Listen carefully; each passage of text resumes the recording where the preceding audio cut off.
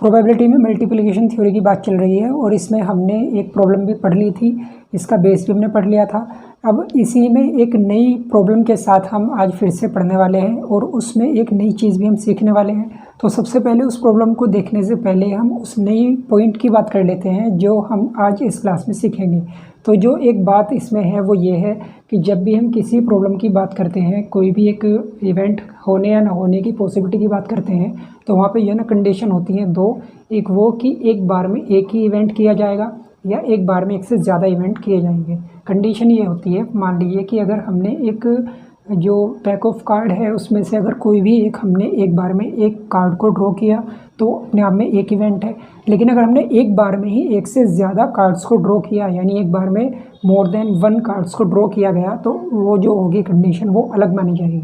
तो अगर हम यहाँ पे सिंपल वे में देखें तो अगर कोई भी हमने यहाँ पे मान लीजिए कार्ड ड्रॉ किया है और उसकी पॉसिबिलिटी हम देखना चाहते हैं कि वो कार्ड जो हो वो स्पेड का हो, तो इसके लिए हमें देखना होगा कि जो टोटल जो पॉसिबिलिटीज़ बन सकती हैं फेवरेबल वो 13 कार्ड्स होंगे। अगर हमने एक बार में एक कार्ड ड्रॉ किया है तब ये कंडीशन होती है।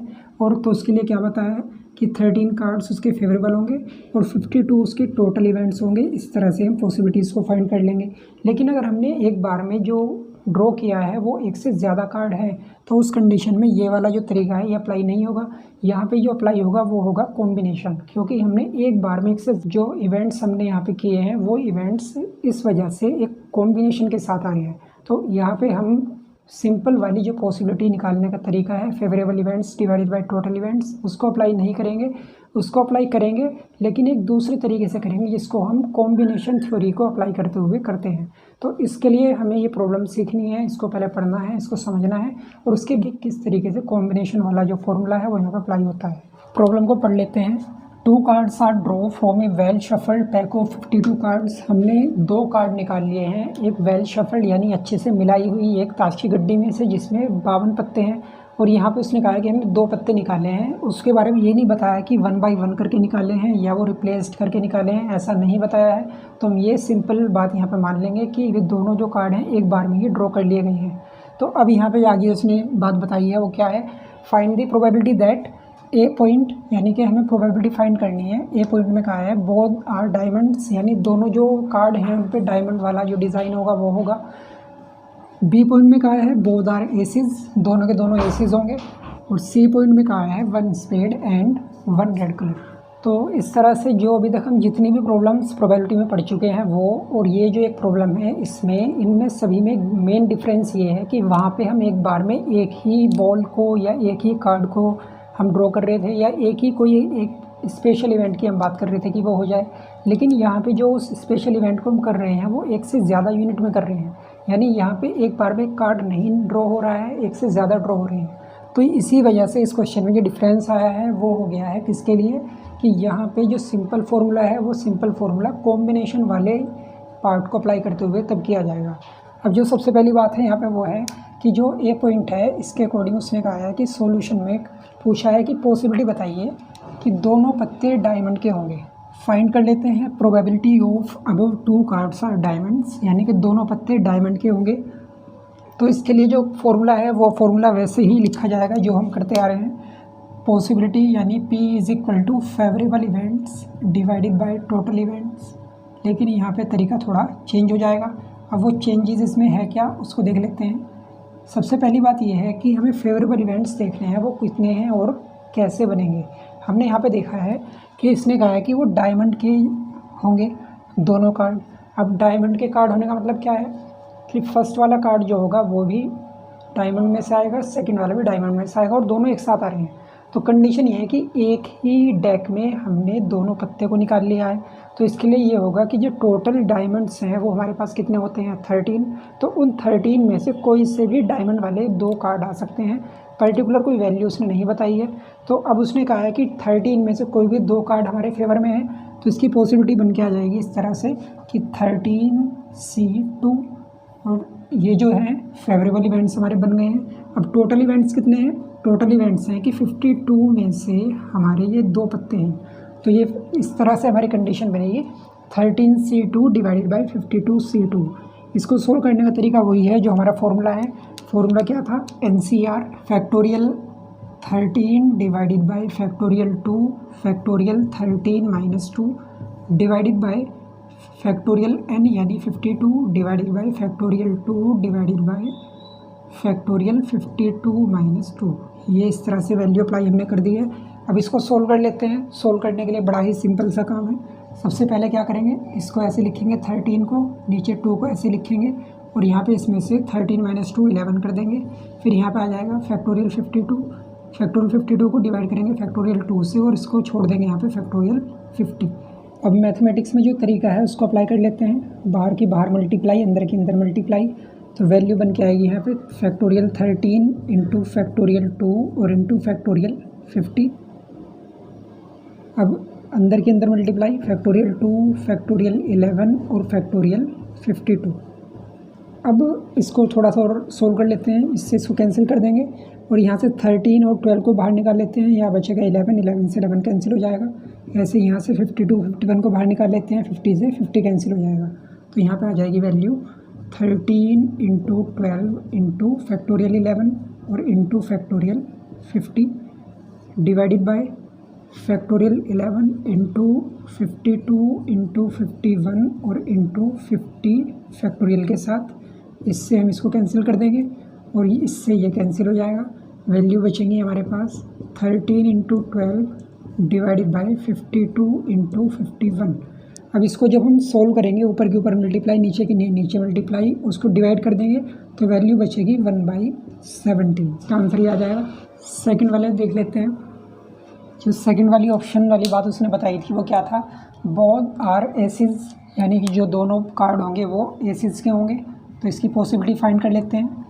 अब एसिड्स की बात करनी है कि दोनों पत्ते एसिड्स के हों। एसिड्स हमारे पास कितने होते हैं, एसिड्स होते हैं हमारे पास 4। एक एस होगा हमारे पास स्पेड में, एक होगा क्लब में, एक होगा डायमंड में, एक होगा हार्ट में। तो इस तरह से 4 हमारे पास एसिड्स होंगे। उसने कहा कि दोनों जो कार्ड हों वो दोनों एसिड्स के हों, तो हम ये कहेंगे कि कोई सा भी एसिड आ सकता है। तो फेवरेबल इवेंट्स इसके बन जाएंगे 4C2 और डिवाइडेड बाय कितने में से 52C2। इस तरह से इसको सोल्व कर लेते हैं। तो ये भी चीज़ वही अप्लाई हो जाएगी सेम। इसको सोल्व करने के लिए हमने क्या किया, factorial n factorial r factorial n minus r दोनों साइड अप्लाई कर दिया। अब इसके बाद जो वैल्यू बची है यहाँ पे फैक्टोरियल 2 बचा, तो फैक्टोरियल 4 ऊपर, फैक्टोरियल 2 नीचे वाला ये और फैक्टोरियल 2 ये बचा हुआ, ये दोनों ऊपर आ गए। ऐसे ही नीचे फैक्टोरियल 52 फैक्टोरियल 2 फैक्टोरियल, इसको लेस करके 50 आ जाएगा। बाहर से बाहर मल्टीप्लाई, अंदर से अंदर मल्टीप्लाई, तो इसको मल्टीप्लाई करके वैल्यू आ गई हमारी ये वाली फैक्टोरियल 4। इसके साथ मल्टीप्लाई हो जाएगा फैक्टोरियल 2 फैक्टोरियल 50, नीचे हो जाएगा फैक्टोरियल 2 फैक्टोरियल 2 और फैक्टोरियल 52। अब हमने क्या किया, 4 3 को बाहर निकाल लिया, फैक्टोरियल 2 को छोड़ दिया। फैक्टोरियल 2 दूसरा यहाँ पे पहले से ही है और फैक्टोरियल 50 ऊपर, ये पहले से ही है। नीचे फैक्टोरियल 2 सेम, 52 51 को बाहर निकाला और 50 को छोड़ दिया फैक्टोरियल में। अब इसको हम कर लेते हैं सोल्व। तो इसके लिए क्या होगा, इस 2 से इस 2 को कैंसिल किया, इससे ये कैंसिल किया, 50 से 50 कैंसिल किया। अब वैल्यू जो बच रही है वो क्या बच रही है, वो बच रहा है 4 इंटू 3 ऊपर और नीचे बच रहा है 52 इंटू 51। इसको सोल्व करेंगे तो वैल्यू आ जाएगी, आंसर आ जाएगा मल्टीप्लाई करके 1 डिवाइडेड बाई 221। इसको हम कैलकुलेटर से भी के कैलकुलेशन को कर सकते हैं। अब जो इसमें थर्ड पार्ट है उसको देख लेते हैं। सी पॉइंट जो उसने बताया था वो सी पॉइंट क्या था, सी पॉइंट में उसने कहा है 1 स्पेड एंड 1 रेड कलर, यानी कि वो जो 2 कार्ड हो उनमें से एक स्पेड का कार्ड हो और दूसरा रेड कलर का कार्ड हो। अब इसके अकॉर्डिंग अगर हम देखें कि एक स्पेड का कार्ड हो और एक इसमें रेड कलर का हो, तो फर्स्ट कार्ड अगर स्पेड का आ जाए तो उसकी कंडीशन क्या बनेगी, यानी उनमें से एक कार्ड अगर स्पेड का है तो स्पेड हमारे पास कितने होते हैं 13, तो 13 कार्ड में से कोई भी एक कार्ड आने के चांसेस कितने हो जाएंगे 13C1 फेवरेबल इवेंट्स। और दूसरा कार्ड हो रेड कलर का, रेड कलर के हमारे पास कार्ड होते हैं 26, तो 26 में से एक कार्ड आने के चांसेस हो जाएंगे 26C1 और दोनों कार्ड की पॉसिबिलिटीज़ आ जाएंगी 52C2। इस तरह से हमने इसका बेस बना दिया है। अब इसको सोल्व कर लेते हैं, जैसे हमने दोनों को सोल्व किया है। कैलकुलेशन कर लेते हैं इसकी, यहाँ से हमने इसकी वैल्यू रख दी थी। अब इसको जब हम सोल्व कर रहे हैं तो factorial n factorial r factorial n minus r factorial n factorial r factorial n minus r और factorial n factorial r factorial n minus r, इसको अप्लाई कर दिया। अब हमने क्या किया, ये जो माइनस हो रही थी वैल्यू, इनको माइनस करके इसको 12 लिखा, इसको 25 लिखा और इसको हमने 50 लिखा।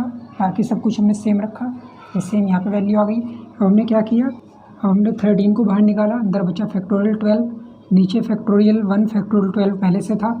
अब इसको हमने आगे ऐसे ही 26 को बाहर निकाल लिया, फिर 25 बचा, नीचे 1 और फैक्टोरियल 25 पहले से था। हमने 1 को दोनों जगह से फैक्टोरियल से हटा लिया है। अब इसके बाद वैल्यू आई है नीचे 52 था, उसके नीचे 50 था, हमने 52 51 को बाहर निकाल लिया, बचा फैक्टोरियल 50 और नीचे फैक्टोरियल 2 था, उसको सेम रख के फैक्टोरियल 50 को हमने ऐसे ही रखा। अब इसको जब हम सोल्व कर रहे हैं तो हमने क्या किया है, 12 से 12 को डिवाइड किया, फिर 25 से 25 को, 50 से 50 को, तो वैल्यू बच रही है। अब इसके बाद ऊपर तो बच रही है 13 और 26, तो आ जाएगा 13 इंटू 26 और नीचे है इसके 1 और 1 इंटू 1 और ऐसे इसके नीचे अब आ जाएगा 52 इंटू 51, तो यहाँ पर आ जाएगा 52 इंटू 51 और इसके बाद आ जाएगा नीचे फैक्टोरियल 2, जिसको हम लिख सकते हैं 2 इंटू 1। ये हुई है इसकी वैल्यू। अब पहले की तरह बाहर से बाहर मल्टीप्लाई और अंदर से अंदर मल्टीप्लाई, तो वैल्यू आ जाएगी 13 इंटू 26 इंटू 2 इंटू 1 और नीचे आ जाएगा 52 इंटू 51। ये वैल्यू आ गई है। अब इसको हम सोल्व कर लेते हैं। 26 से हमने 52 को डिवाइड किया 2 टाइम्स, 2 से हमने 2 को कैंसिल कर दिया, तो बचा है यहाँ पे 13 ऊपर और नीचे बचा है 51। अब इसको हम आगे सोल्व नहीं कर सकते हैं, तो वह आंसर यहीं पर आ जाएगा 13 डिवाइडेड बाई 51। इस तरह से हमने तीनों अलग अलग कैटेगरी में जो उसने हमसे बात कही थी उन सभी को हमने सोल्व कर लिया है। और इस वाली प्रॉब्लम में एक मेन बात हमने सीखी है कि अगर एक से ज़्यादा हमने एक डेक में कार्ड या बॉल्स या कोई अदर हमने इवेंट करना चाहे हो जिसमें 1 यूनिट से ज़्यादा हमने निकाली हो, तो वहाँ पे आ जाएगा कॉम्बिनेशन वाला फॉर्मूला अप्लाई हो जाएगा। लेकिन मेन चीज़ वही रहेगी, favourable events divided by total events, ये हमें हमेशा ध्यान रखना है। तो इस तरह से हम किसी भी थ्योरी को अप्लाई कर सकते हैं, लेकिन ये ध्यान रखना है कि वहाँ पे एक बार में एक इवेंट हुआ है या एक बार में एक इवेंट के साथ मल्टीपल वैल्यू निकल के आई है। तो इस तरह से हम किसी भी प्रॉब्लम को सोल्व कर सकते हैं।